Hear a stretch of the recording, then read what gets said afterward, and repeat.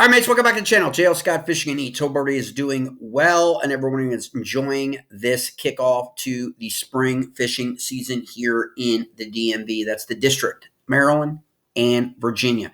I've had a lot of people ask me questions about the Shenandoah River. Now, there are some local club series that are scheduling more events on the Shenandoah River. But it's still a really untapped resource in terms of kayak fishing events. Okay. And that's a shame because it is an incredible fishery. It is extremely underrated, just like the Maury River is. It lives in the shadow of the New River, the Potomac River, and to some people, the Rappahannock for smallmouth. Okay. And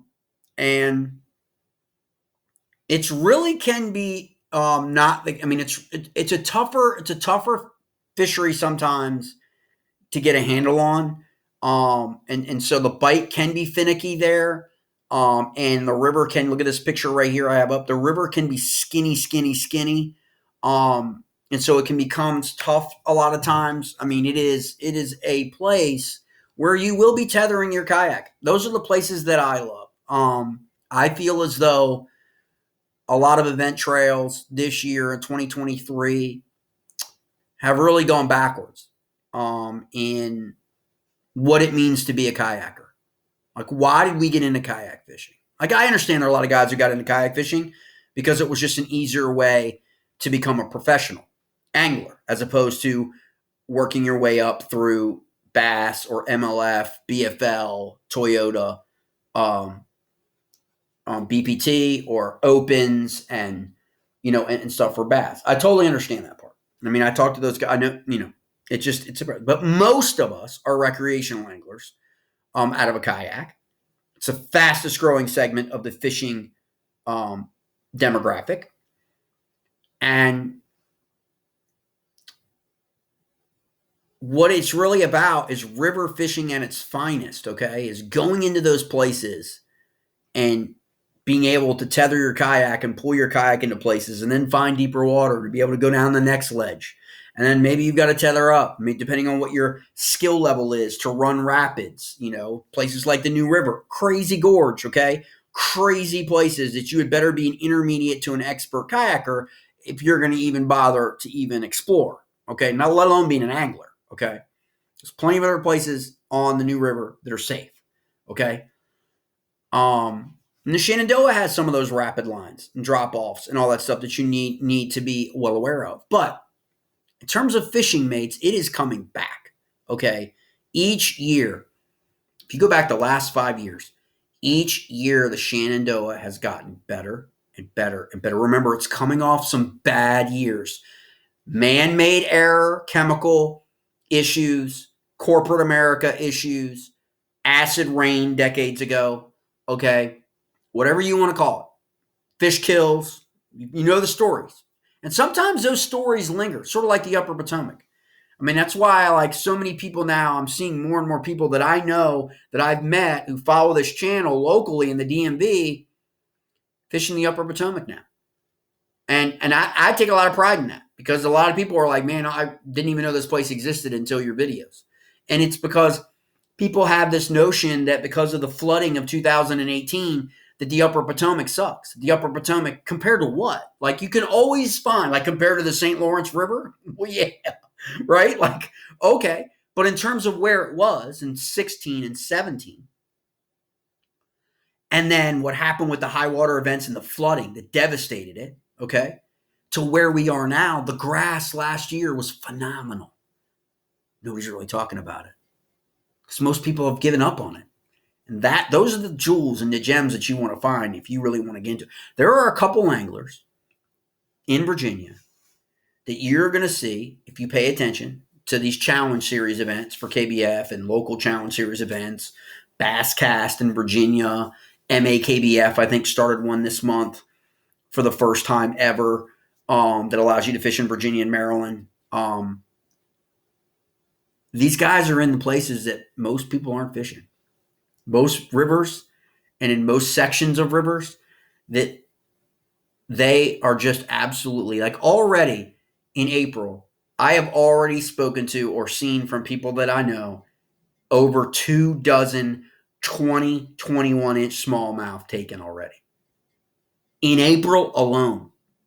If you go to the Virginia Angler Recognition Program for citations online, I did a video on that on YouTube. You can find that on YouTube. And you can click on that link that's sponsored by the Virginia DWR. You can see all the citations for March. Okay? Like smallmouth bass, largemouth, any species of fish you can think of that gets a citation by the state, you can see it. You can look at it, where they caught it and when they caught it. It's a really great resource. Okay? And you'd be surprised where people catch fish. Those are just the people that are reporting them. Okay? Most people don't report them. Okay? And I've already seen in April, just on online monthlies for kayak bass fishing, okay, in different series and trails, local, regional, and national, that surpass March's numbers for smallmouth and largemouth. I don't know how many of those even reported it to the state to get their citation. Most guys I talk to don't do that. They don't do it. So, again, information is key here. So one of the biggest questions I get all the time about the rivers that I grew up on and the rivers that I like to fish, because I fish 3 times a week on the low side, 5 times a week on the high side, spring, summer, fall. Okay? Anyone who knows my story kind of knows that deal. Things are about to change, mates. We're about to take it to a whole other level here this summer with a lot more fun. Okay? A larger kayak opportunity for skinny water. It's going to be fun for videography and for exploring these rivers and highlighting these rivers and all that stuff. So we're going to have a blast while we're fishing. Okay, so it's going to be cool. So hopefully a couple of you guys will be joining us on some of these floats this summer. Join an online event and come on a float with us. I don't care. Like, whatever. We're just going to get people out there and get people on fish. But the biggest question I always get is float. Like, where can I go floats? Okay, and a lot of times a float is a float, but a lot of people don't really mean a float. A lot of people they don't look at it that way. Like when people think of river floats, they think of longer floats. But most people that I talk to want to be like, where can I fish the Shenandoah for like a 2-mile stretch, ramp to ramp? How many of those exist? Or is there a really great area where I can get into a lot of smallies? I want to take my son. That was the last question I got. He's never caught a smallmouth bass before. I want to take him out. I want to teach him how the river. I want to teach him learn how to actually, fish on the river. But we got about probably 4 or 5 hours. Okay. And so a lot of people are confined by one vehicle. So they got to go to one ramp and then you're going down or upriver or downriver or downriver or upriver, right? And sometimes it's not too bad because a lot of these rivers like the Upper Potomac and Shenandoah can be real skinny. So you can walk your kayak back a lot of times. I just did that on the Upper Potomac. It was only 2 feet of water, 1.5 feet of water. Took a whole bunch of videography, took a whole bunch of all that stuff. But fighting the current to come back below the fall line, dam line, right, would just be exhausting because you were above it and then you went down below, fished below, but your parking lot and ramps up here, you got to go back against the current, right? So it's great to have places where you just get out of your kayak at the end of the day, get wet, right? Drink your water and tether your kayak into the skinny water back up in there and not have to fight that current. But a lot of people don't have that, advantage in a lot of these places. So you got to have these things, and not all of them are published, right? This one is just a great resource to have for Shenandoah River float trips, okay? And I will, if you reach out to me on JL Scott, if you're a follower of JL Scott Fishing and Eats on Facebook, you'll find this link, okay? I'll post it up on that, or you can just send me a message on Facebook to get this link, okay? So if you're a TikTok follower, if you're watching this on YouTube, just slide over to Facebook, search JL Scott Fishing and Eats. It'll come up, click on it, and then hit me a message. You want this link, okay? Because it's a wealth of information. It's a PDF file. You can save it. You can have it like I have it forever and update it. I've got this thing printed out. I've printed this out twice, and I've made notes. The last 2 trips that I went on Shenandoah, the last 2 trips, notes each time, and I date it. Okay. And so I make notes to the different floats that I did and what I saw and what the temperature of the water was, what the weather was, all that stuff. And I keep it in my Shenandoah River file. Okay. I have a file for every single river that I've ever fished, whether I fished it from a boat, whether I fished it from a kayak, whether I wade fished, like Monocacy or bank fished, any of that kind of stuff. Always document for you for these experiences. And that's the advice I give people, okay? Is information and be your own guide. What do you think guides do? Okay? Guides have to keep track of all that information of what's happening on their rivers that they guide on throughout the season, right? And they keep very, very chronicled notes about when the weather was this happened. When it was overcast, this is what we called them on, because he's taking, or she is taking, clients over and over and over again, and it is their responsibility to put them on fish. They're being paid to put their clients on fish. You need to treat yourself like you're your own guide, meaning everything that you see, everything that you experience. This is why a lot of people are always like with me, they're like, Jay, you spend as much time out of your kayak as you do in your kayak. What's that about? It's about knowledge. It's about finding where the crawl are, finding what the spawn rate of the shad and the river herring is, finding the forage fish, the bluegill, the crappie. Where are they aligning and relating to in the river? All of these things help you become a better angler when it's time to actually fish, right? So you want to document all that. Okay, your water temperature, aromatic temperature, you don't have to have all the fancy gear and river fishing and have all the stuff, like the pros have when they're fishing these rivers, but they're not fishing rivers like the Shenandoah or the Allegheny, the Monocacy, or the Upper Potomac. They're fishing the Tennessee River, which isn't really a river. Like if you think about it in the traditional sense, it is a river, but I mean, it's deep and impoundments where water has been impounded, okay? Pickwick, right? All these things, man has built dams and impounded a river, okay? They're deeper, wider in most cases, right? Totally different. So all that live scope and all that stuff comes into play. Live scope and all that's not going to do you any damn good on the Shenandoah River, okay? I'm just being honest. So you don't really need anything more than these, okay? And be able to read and recognize your river system. So here we go, get into this float here. Shenandoah River float trips. Love this. Shout out to Mike Odom, Dan Guerin, and Stephen Owens who published this, okay? So it breaks down your main stem, your North Fork, your South Fork, and your main stem. That's the Shenandoah. Think of Front Royal, where you got the main stem coming up Virginia, okay? If you're just sitting in Front Royal, you got, what do you got? Okay, North Fork, South Fork, main stem, going up towards Northern Virginia. Okay, that's how it all works. The nucleus is Front Royal. Check out Front Royal Outdoors. If you ever want to see what the conditions are on the Shenandoah River, you can do it right there. Front Royal Outdoors. Okay, so it breaks it all down, and it'll show you. Talks about the main stem, the differences of all them, and all that stuff. But then we get into break down the fork. So South Fork, south of Front Royal, okay, it'll break down your floats, okay, on the South Fork. So you got Port Republic to Island Ford, 10 miles. Tells you the boat ramp. You then can put this onto your satellite, Google Earth, or GPS, or whatever, and find your Virginia DWR boat ramps, okay? This actually chronicles the public boat ramps for the most part. There are other ramps, but remember there's a lot of private property along the Shenandoah River, okay? And you got from Island Ford to Elkton, 7 miles.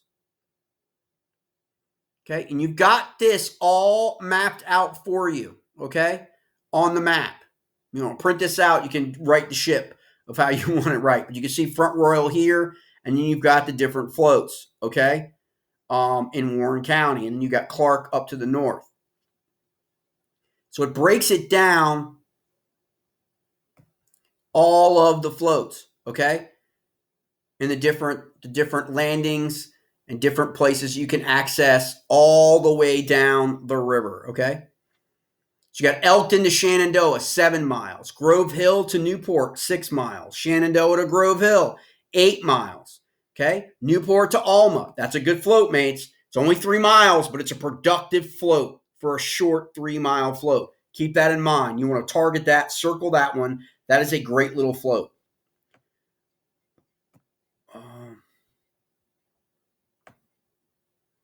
Alma to White House, 7 miles. White House to Massanutten. Massanutten. We call it Massanutten in my parts, but it's Massanutten. 4 miles. Okay. To Innskeep, 3 miles. That's another nice little float. Innskeep to Foster's. Foster's to Bentonville. Bentonville to Simpson. Okay, all that stuff. Then you got the main stem. Riverton to Morgan's Ford. A very, very popular but very long float. Okay. 13 miles. All right. That's the long float. All right. And you got Morgan's Ford. These are the areas that I predominantly hit because they're very close to Northern Virginia and access it from the DMV. Okay.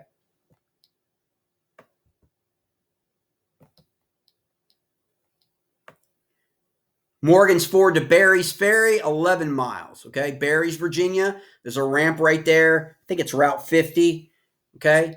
Barry's Ford to Locks is 10 miles. Locks to Castleman's Ferry.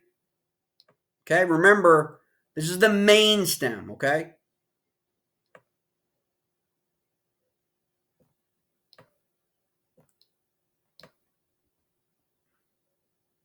Front Royal to Riverton. Sorry, I missed that part. Front Royal to Riverton, then Riverton, okay? Riverton to then Morgan's Ford to Barry's, Barry's Ferry to Locks, Locks to Castleman's Ferry.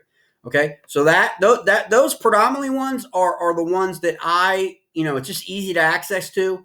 If you live in the DMV. Now, if you live in Western Virginia, so South Fork is a lot easier, and North Fork, as well. And then remember, a lot of people that live in the DMV or live in the Maryland part on the opposite side of the Upper Potomac, when they think of Shenandoah, they think of where the Shenandoah meets the Harper's Ferry. Okay, so from Millville to Harper's Ferry, Shenandoah empties into the Upper Potomac. Okay, so that's when they think Shenandoah, that's what they're thinking. That part of the Shenandoah is completely different than Front Royal, South Fork, and Main Stem. Okay, like in that area, they fish very, very differently for smallmouth. And smallmouth actually behave a little differently. I actually think that the water up there is colder. Myself, my own personal opinion, tends to be a little bit more colder because you've got that northern Virginia, northern water kind of temperature, more mountainous. Harper's Ferry.